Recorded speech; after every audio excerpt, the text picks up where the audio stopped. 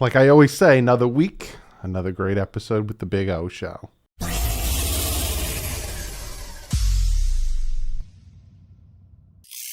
What is up, Finn fans? Yep, another episode of me and the Big O Show's weekly show.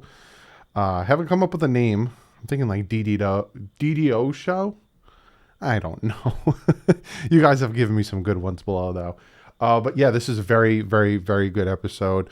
Me and Big O talk about a lot. The Dolphins and the organization and the season is at a turning point right now. And things need to be answered. Things need to be changed, or it's going to go downhill.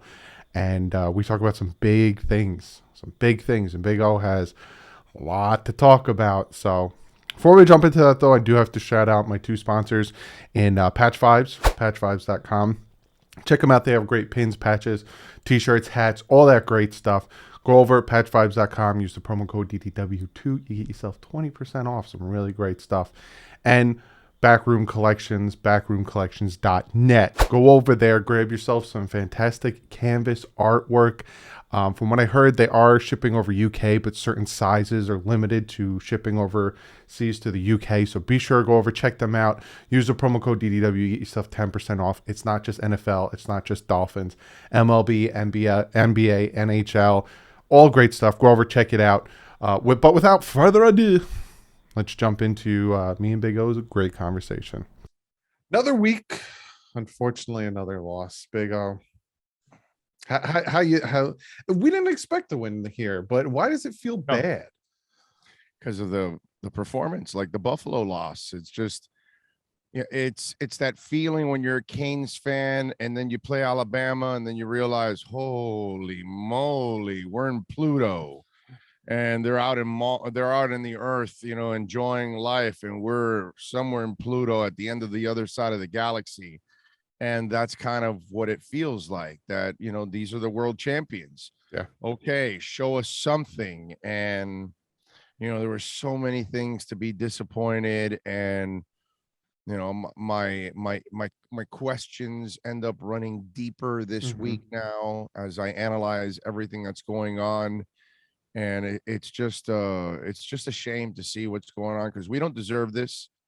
I was talking about this, that as fans, all of us, I'm 55, man, and I've been following this team forever. Tickets in the Orange Bowl when I was as a kid in the 70s, all the way into the 80s with my dad, going to a Buffalo game in the snow where I saw the game where Don Beebe broke his leg, and all those kind of things, going on the road for the Finns, and then becoming a media member for the last 31 years and covering the Dolphins. And yeah, I know you got to be objective, and I always am. Yeah. But deep down inside, I'm not going to bullshit anybody, dude. I want the Dolphins to win, and I want them to win badly. And I just feel bad because we've been in this cycle the last 20, 25 years that it's been, it's just a revolving cycle of incompetence.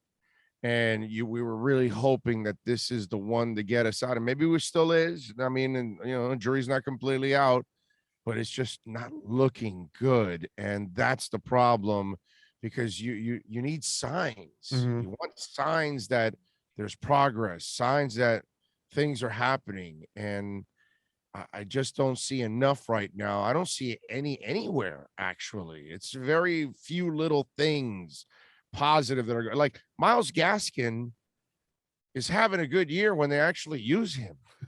Right. You know what I mean?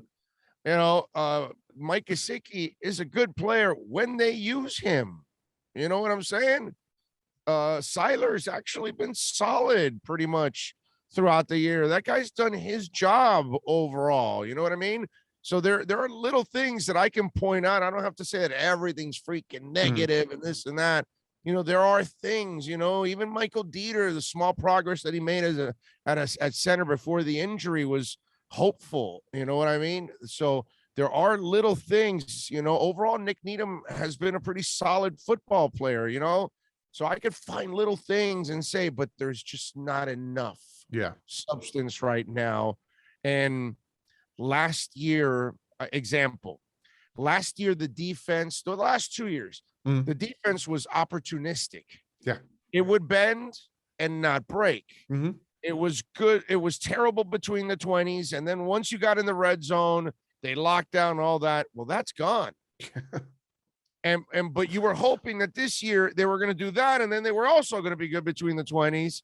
And they were going to, not get pushed around. And they were going to start pushing people around and those kind of things and take that next step. But there's so much youth all over the place. You know what I mean? You have too many people that are learning how to play together and learning how to play together at this level that the job that you need in order to do this, it has to be a well experienced staff of men that it's a successful head coach and a successful offensive coordinator and a successful offensive line coach and a successful defensive coordinator. None of those exist because they don't have that on their resume, that they have produced winning teams and winning offenses. And, today, as I've talked about for the last week, it's okay. So you got, an offensive coordinator with no experience, an offensive line coach with no experience, with an offensive line with no experience to protect a quarterback with no experience who is injury prone.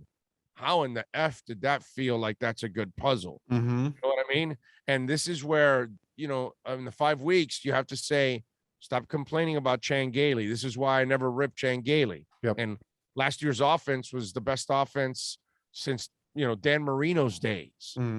You know what I'm saying? So let's not, poo-poo. And these are the things that now we're wondering what's going on with Flo. Yeah. Because he's the one that has a decision on all this stuff. And you keep changing offensive coordinators and you can't make any progress. And you keep changing offensive line coaches and you can't make any progress. And last year, this is how I read between the trees. I read that last year, Chan Gailey's in the meetings with Tua and in the practice field all the time. Fitz, Tua, and whoever the third quarterback is at that moment. He knows what they're all capable of. And it was Flo that wanted to change quarterbacks. And it was Chan Gailey that didn't want to change quarterbacks. And I think, that's probably why Chan's not here. He's like, man, I'm too old for this. I don't need this. And the kid is not ready. And then you find out at the end of the year, the kid tells you, man, I this is so thrown at me last minute. I don't have an off season. I didn't really know the playbook. I was out there with a limited playbook. So then why does the coach put a limited quarterback out there? And so you wonder what's going on. Are there politics involved? Is it the owner telling him, hey, we need to see the kid, whatever? Or is it Flo making a terrible decision saying we need to see the kid when you have an offensive line that you need life insurance to play behind? Okay. All right. You need life insurance. Like New York Life is hanging out outside the stadium. Hey, so Jacoby, you're starting for the Dolphins.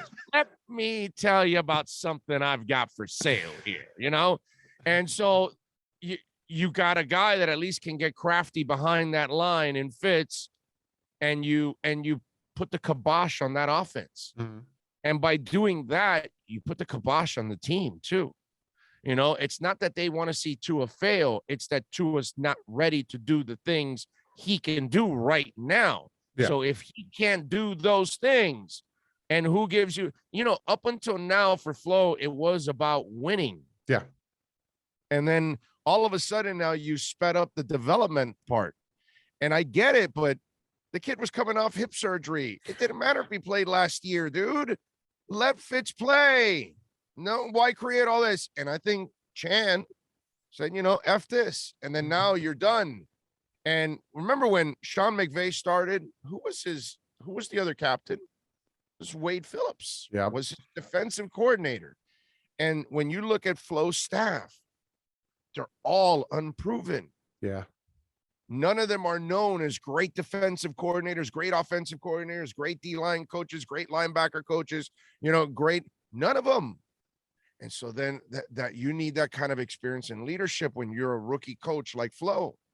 And so you're not Belichick, dude, that you can then teach everybody else. You're not Saban, dude, that can teach everybody else. You're not Don Shula, dude, that can teach everybody else. and make others better. There are some of those coaches. You're not one of them. You need, like every other young coach pretty much that exists, you got to go find help, man, help, experienced help to get you through the first stage. Because if you don't create that momentum, real good coaches will never come to you. And now, if you survive a terrible year, then what happens now? What is the narrative now? Yeah. Oh, the guy is returning on a hot seat. Now you'll never get an established coach. They're going to go, dude, I'm going to move my family there for a year and then I got to move out again. No, get the hell out of here. I don't need this. And with COVID and everything else that's gone on in the world in the last, they don't need a lot of this stuff. And in fact, they're trying to stay away from things as much as possible nowadays. You know what I mean? So there's deeper issues that are going on here now with the Miami Dolphins. And specifically, I have to point at the coaches right now. Personnel is going under fire, and they should. The owner is going under fire, and he should. I get it. When there's failure everywhere, everybody gets bulldozed. But I got to look at Flo a little bit more, and the staff, and the decisions that he's made, and where he's put himself at times. You know what I mean? Even what's going on now. Let me let you in on my world a little bit. My twisted world that it means well, but it's twisted. Just is. I'm sorry. That's what life has done to me. So this was maybe the best performance, would you say, on the offensive line? 100%. Right? Okay. So now you've put Eichenberg back at left tackle where he belongs, right? Okay, well, the guy that's at right tackle injured your quarterback. The guy that's at right tackle is the most important tackle. So are you is Eichenberg your best tackle? Okay, well, then where should he play then? Oh, yeah. He should play on the right side. Yeah. And I get it, and it's twisted. Oh, my God. Oh, but we just had the best week. Why are you trying to rain on our parade? No, we got a guy coming back. I don't want him injured again. And I don't trust Jesse Davis. No, not at all. Okay, I'm sorry. Jesse Davis is a sixth man. Yeah, he's 100%. Andrew Gardner. He's like Jeff Ulanake back in the day. He played multiple positions, I believe. You know, they're over time for the Dolphins, they've had different guys that have been those utility linemen. Love Jesse Davis there. Love Jesse Davis there, dude. Lou Williams, I want you coming off the bench, baby, lighten it up. I want you starting. I don't want you. I don't know why I can't answer, but you're not a starter. The world just doesn't revolve the same way in your world like this. Jesse Davis should be your sixth man. When Jesse Davis is your starter, that means your line is not good enough. So now the question I have is, does the right guard now move to the outside? Because he's the guy that's got the athleticism, the size, the length, the youth to play right tackle. So do you get Hunt now and move him outside? That's what I'm thinking, because many people said, dude, just move Jackson inside. And he did not. He kept them outside, and then moved them inside. So Flo has to be blamed for a lot of this. Yeah. You know? I agree 100%. It's funny because I made a video earlier today for people watching this yesterday where I was talking about that. Like, can the Dolphins turn the season around? And they can turn the season around, but they need to make the decisions. And it's like, why are they waiting so long? Like, why did they wait so long on Austin Jackson? The linebacker core, it's not great. Jalen Smith becomes available. Why not even at least try to go over and talk with Jalen Smith? Like, there's so many moves, and all, like you said, all goes to that head coach. And there's now that perception out there because reform came out. I don't know if you saw the tweets from, Tua's his agent. I mean, going after Flores. Like, is Flores that type of head coach that no one is above me? No one. I don't want to hear that. It's what I say. I'm the boss. Yada yada. Do you think that that from what we're hearing outside and now what we're seeing, that he doesn't like another alpha with him? Do you think that might can him at the end of the year? No, I don't think that. I think they'll both survive either way. You know what I mean? Greer's going to get burned because he hired Flo. So, either way but let's read through the trees. I talked about this today on the show. All right. Let's just elementary, my dear Watson. This is what I want you to say at the end, right? Here we go. Why do you think Van Noy's here? Why do you think Van Noy's gone? You really think that that's a Greer move? Well, your Karras is here, Karras is gone. You think that's really a Greer move? Nope. Just like Eric Rowe is here, Eric Rowe is gone. Okay? He has that connection with Belichick and that connection with Saban. And he loves the Alabama players. Is he the guy that really wanted Waddle? Is he the guy that really wanted Tua? Because you could say, oh, well, they say he wanted Herbert. Yeah, the same reports are saying Chris Greer wanted Herbert prior to the draft. And I had people losing their effing minds going, oh, I can't believe it. Because all of a sudden, Herbert's got the biggest fan club in the history of the Miami Dolphins universe. You know what I mean? When most everybody didn't want the introvert because, no, I don't want another Ryan Tannehill. Yep. No. And at Oregon, all you saw was him running. I mean, Cristobal didn't even really showcase his ass the way he's being showcased now. So, but whatever, okay? So, point is, you start looking at all these moves, okay? The GM doesn't tell you, I don't want Eric Flowers on the team. The coach says, I don't want Eric Flowers on the team. Eric Flowers now is playing better for somebody else. Yep. Because you felt like you could coach up the young guy. And then the Emmanuel, whatever that other guy's name that's got kind of a I can never say his last name. A Creole name, French the tackle. name. Yeah, the tackle. He's also contributing somewhere else, and he's not here. Yep. And you could have had him. You know what I mean? So now we start looking at what's going on.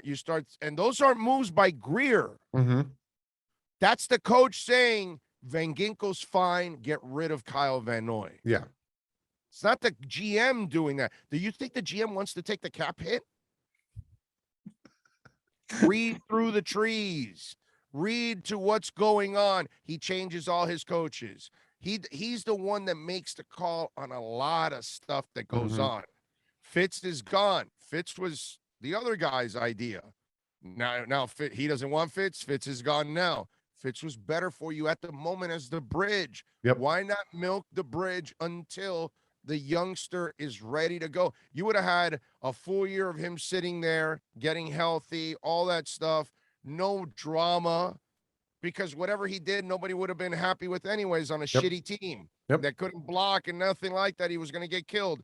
He would have been better off sitting off. Nobody would have seen him. Nobody would have complained. He would have been healing up. Everybody would have been more excited about this coming year. You bring Fitz back. You start him again. He kind of knows now because last year that was his team. And then you got rid of it and you pulled it from the players. Yep. And then the players in the locker room go, yeah, we love the kid, but the kid's not ready, coach. Yeah. But you can't tell the coach that. And so the coach is the one that has the problem with the receiver and then trades him to Houston. And that's one of your weapons. And it's all of these kind of things have it all flows to Brian. Okay. All rivers flow to Brian when it's all said and done. Raekwon Davis is here. Why? Connection with Alabama. You know what I'm saying? Landon Roberts is here. Why? Connection with the Patriots. It's up and down. You can look at it. You can read the tea leaves. And Chris Greer is giving his coach a lot of power, a la Adam Gase. And other coaches, they go to their own well that they know because it's the only well they know. Yeah. And that's the problem full circle that we just talked about with his assistant coaches. He doesn't know enough people around the league, and he doesn't know the bigger names, the more established names to come there. But if they're now hearing that he is Mr. Dominating, I do everything, I say everything, we're going to have two offensive coordinators, and then they're going to talk to this guy and then relay it over there. And then so he is dominating on he's not giving his offensive coordinator the autonomy of becoming the offensive coordinator. And that it's very Jerry Jones-ish. Yeah. That the head coach can have his press conference, but the one everybody gives a shit about is the one after the locker room with the owner. Because in the end, the owner's going to tell you, oh, yeah, no, he's going to play. He's going to play. Yeah, he's feeling good today. Yeah, he's in the game plan. It's like, yo, Jerry, what the hell, dude? That kind of stuff. So There's a problem here. Yeah. And there's a disconnect. And it kind of started getting discombobulated towards the end of last year. And then this year, it has not started off well. And so you just wonder what is going on. Does Flo really, we all kind of thought he had a really good handle of his team because that's what I thought. Mm-hmm. But if you start putting the pieces together and you start looking at a lot of the personnel moves, he's tied to a lot of those decisions. Jacoby Brissett, why do you think he's here? Patriots. He was in the Patriots, dude. Oh, no, we can bring Jacoby, and I know him. We can win with him. Mm-hmm. Really? You think the other guy got Fitz? This guy got Jacoby. Mm-hmm. And the thing that I like the most about Brian Flores, and I still like, let me reiterate, I still like Brian Flores. It's just right now he needs to prove not only to himself, but like to even the fan base that he isn't losing the locker room, because it kind of seems like he's losing the locker room a little bit there. But the thing I like the most about him was his versatility, was his resilience. But we've seen it. He's took a practice squad, won 5 games, Then his first year, because again, 2019 wasn't the first year of the rebuild because they didn't build anything. They got rid of everything. Last year was the first year of the rebuild. He wins 10 games. So he has that resiliency where he starts slow and then he ends hot. Well, here's your start slow. Omar Kelly said this. To see what a good head coach you have, you got to see what they do in the face of adversity. Here's your adversity, Brian Flores. Yeah. What are you going to do? And it's like, and this is the biggest adversity here because he had no expectations the first 2 years. Yes. Now he is trying to catch up to expectations. They broke the gate. Your horse stumbled. The other one took off, and you're about 7 furlongs behind right now. And somehow or another, you're heading around turn 2 right now, and you got to try to catch up and cut the lead. And I don't know if he's going to be able to do it. I did this on my show today. You got 12 games left. Let's just have some fun because now we have. See, I don't like to play the schedule when we haven't seen the season yet. Exactly. You don't know who's who and what's what, like our Dolphins. And so, we got 5 games now. We have a better feel for what's going on. Okay, so. You got Baltimore on a Thursday night. You're losing that game because hands down, they're more physical than you. They always punch you in the mouth. Yep. The Miami did not cut down the physical part of it. You have at Buffalo in 2 weeks. In 3 weeks. That's a loss. Yeah. Okay. You're not beating Buffalo. You're done in that one. Yep. Okay. And then your other one is at Tennessee. Not that Tannehill will beat you. You can't stop Derrick Henry. It's over. So those are losses automatically. Yep. All right. Boom. So you're now 1-7. Yep. All right. Now here are the 9 games that are winnable. You got the Jags this week. You got Atlanta at Hard Rock. You got Houston at Hard Rock. You got the Jets at Hard Rock. You've got, at the Jets, Carolina Hard Rock, Giants at Hard Rock, home against the Jets at Hard Rock. And versus New England at Hard Rock. Those are 9 games. Those are the winnable games, supposedly. Is it winnable for this team that's 1-4? So playoffs are out of it. I mean, to win all 9, that'll get you 10 wins. That might get you in the playoffs in a 17-game season. You might end up in a tie. It all depends on the tiebreakers and all that. Yeah. You might be outside looking in. But the bottom line, that's without screwing up from here on out. Going 9-3. So I have a real hard time believing they're going to win all 9 winnable games now at this point. They're not good enough to think that they're going to be. And you think about it, the loss against the Colts and the loss against the Raiders. AFC. Those are the 2 losses that crush your season. Oh, yeah. Because if you were 3-2 right now, we would all be going, yeah, baby, because they lost to Buffalo and they lost to the Bucs. We can live with that. Yeah, those are good teams. Reality, we know they're not better than those teams. So they're still climbing. They're still learning. But at least we know they've made progress. They've separated themselves. They didn't do that. And so if you play the schedule game at this point now, it doesn't look good for our boys. So what becomes acceptable to Dolphin fans?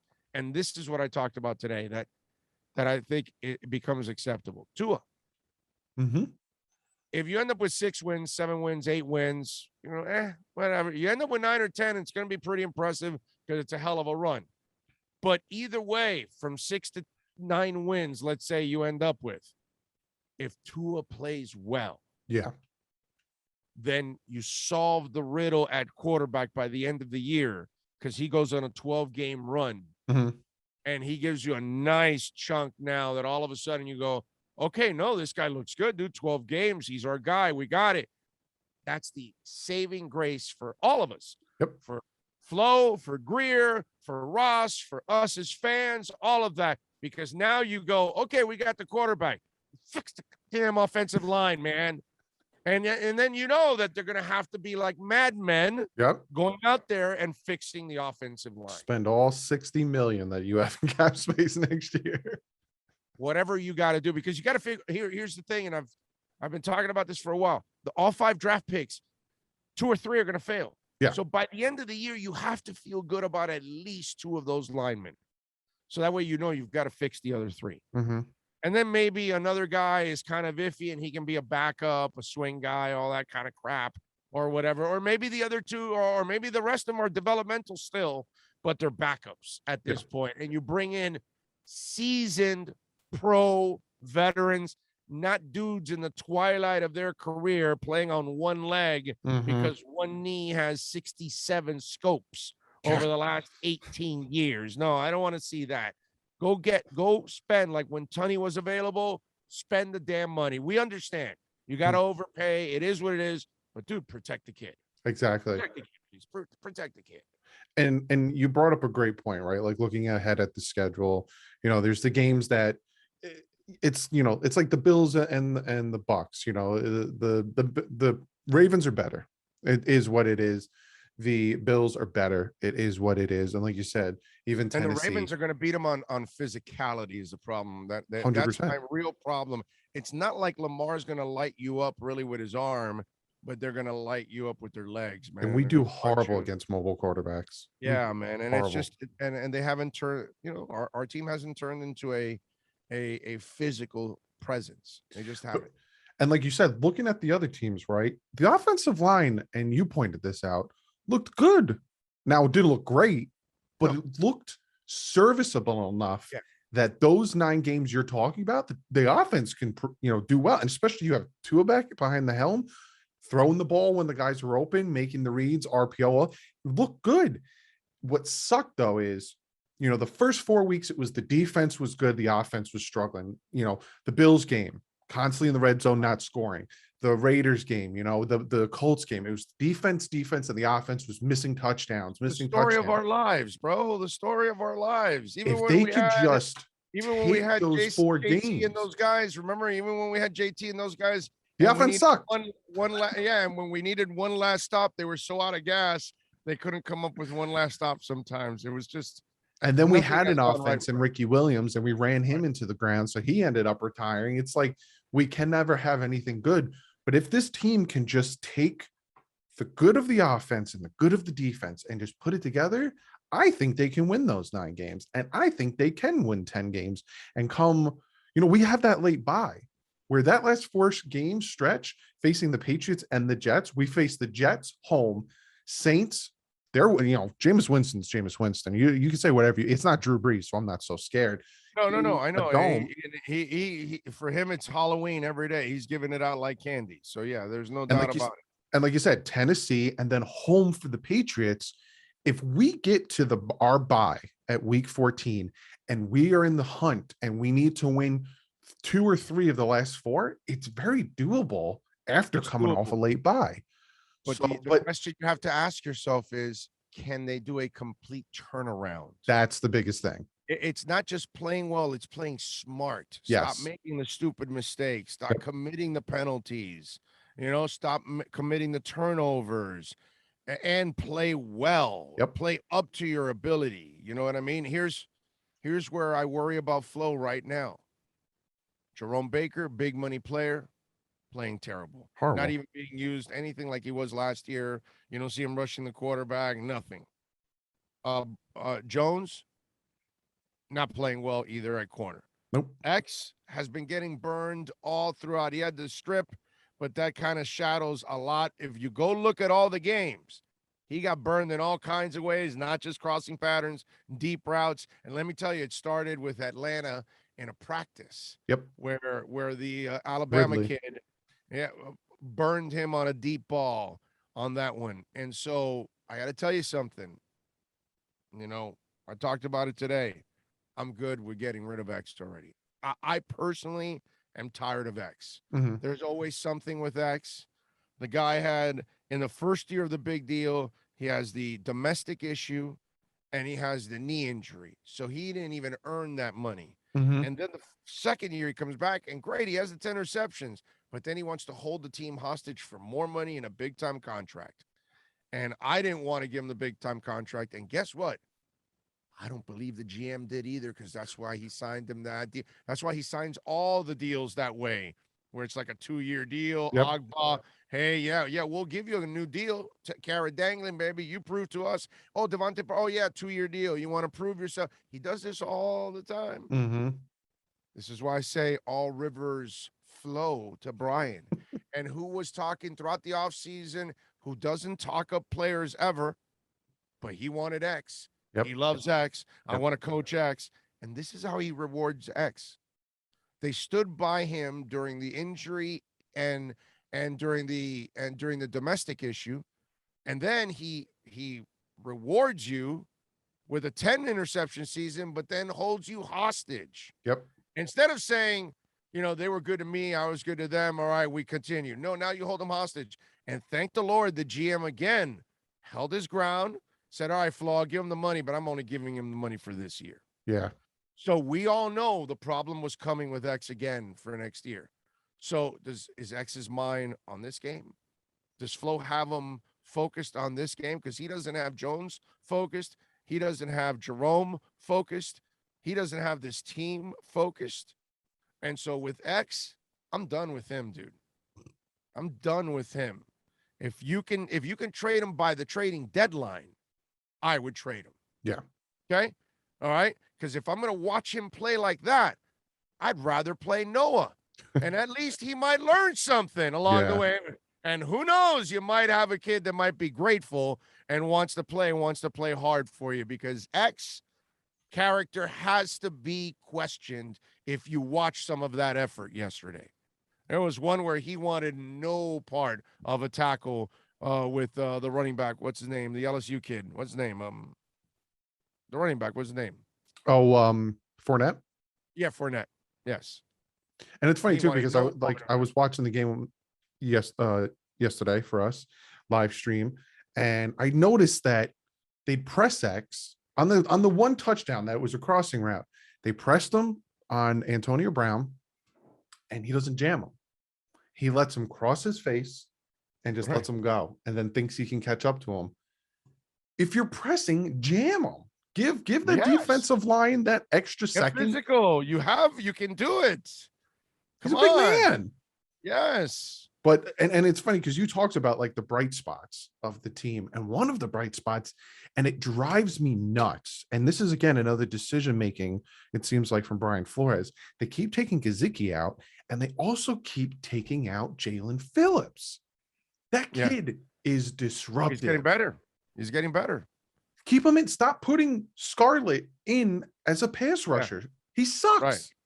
Right. He's not like Van Ginkel. I get it. You know, give Phillips a breather. Scarlett's known for one thing. Scarlett's known for one thing in 5 games. That penalty. You're not wrong. She invested a first rounder. Play his ass, right, man? Please. Let's go. And stop dropping him back into coverage. Yeah, give me a break. Last thing we're going to talk about, and it's a big thing, and it's something we've been waiting for 3 weeks for. Let's do a Tagovailoa coming back under center. Yes. What are your expectations? We're going to be at Sports Grill, because I do at Sports Grill in Miami Lakes. We do our pre and post game shows from there. So we're going to do it starting at 7:30 in the morning, and we're going to have, waffles and chicken and waffles and shrimp and grits and all kinds of stuff. And of course, people can get their beer and their and their wings and their burgers. If you want to eat one at 8:30, 9:30 in the morning, you go ahead and knock yourself out. You know what I mean? But we're gonna do that. So yeah, we're looking forward to it. And that's the lift for us now as Dolphin fans over the next 12 games. It's let's hope that this kid gets enough time to develop and he shows us something, because I don't want to go through. We're already frustrated with the owner again. We're already frustrated with the general manager. We're already frustrated with the head coach. I'd love for the quarterback to work out at least. Please. I mean, we deserve that. Just that. So by the end of the year, we go, okay, we got the guy.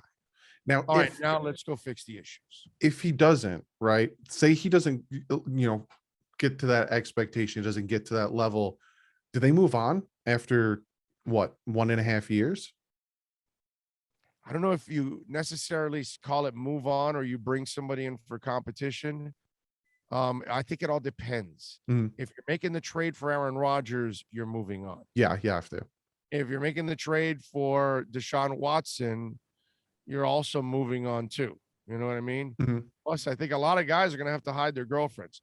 But anyway, so, but for the record, I hope Tua works out. I hope Tua his number is retired with the team and in Canton. I think I'm one of those guys that believes he can be a great quarterback. The problem with Tua is that he needs help on the offensive line. He's just like Drew Brees, bro. You gotta give him a strong pocket. Your centers and your guards have to be incredibly strong, and that's what they did a lot in New Orleans. They drafted well and they developed well and they spent money in the middle of that pocket. And they've got to do that for the kids so it doesn't crumble on him and he can do what he has to do. But if you protect him, he can be the guy. If you think he can sit there like Big Ben and Dante Culpepper and Justin Herbert and Ryan Tannehill and all these kind of guys and take a beating, no, man. He doesn't have that kind of body. That's not you don't want Fran Tarkenton taking a beating. You don't want Drew Brees taking a beating. You don't want Kyler Murray taking a beating. But Kyler Murray's a water bug. So he kind of is a different level athlete. But none of these guys you ever want who are smaller guys, you don't want them ever getting pounded by the quarterback. So you've got to find a way, like Sean Payton always took care of Drew Brees. Well, then you've got to do the same thing. If you're going to draft this guy, you knew he was injury prone. Come on, dude, do your part and protect the guy. That's why his trainer did what he did, because he's frustrated too, man. He's had to rehab him twice now. So he's frustrated. It's like, come on, man. You knew what you were getting. Like, it's the airplane scene. Shayna, they bought their tickets. They knew what they were getting into. I say, let them crash. You know what I'm saying? I mean, and that's what we look like. We look like, wow, dude, you. It's like, oh, Andrew Luck, yeah, no, he'll hold up. No, he broke down eventually. Yeah. And he's an effing tree trunk. And he broke down. He just said, enough is enough. I've seen all the doctors and trainers I ever want to see in my life. I don't want to do it anymore. And he left football. The funniest thing with Andrew Luck too is you'd always tell these guys, good hit. Like, he'd get the ball off, take a big hit from like JJ Watt, and then be like, good hit, JJ. Are you kidding me, man? He was a good human being, and he understood that he wasn't trying to hurt him purposely. It's just that game will hurt you purposely. Yeah. It's just, the human body, Doug Whaley was right before they got rid of him in Buffalo. And he mistakenly in a press conference said the human body's not made for football. And obviously the NFL freaked out and all that. And Doug Whaley was under a ton of heat, and there was that whole concussion thing that was brewing and everything else. And so, but he's actually right. I've always said these are the modern day Roman gladiators. We just watch them. They just die behind the scenes, not in front of you. That's the difference nowadays. That's it. Last thing I'm going to ask you, trade deadline about a month from now, besides potentially getting rid of X, do you see the Dolphins? Are you see the Dolphins more as a buyer or seller? And if you see one or the other, who? We got it. You and I, we do this every week. We'll find as we get closer, we'll be able to know. If they keep losing, they're a seller. If they win, an offensive lineman becomes available or something that really can help you out.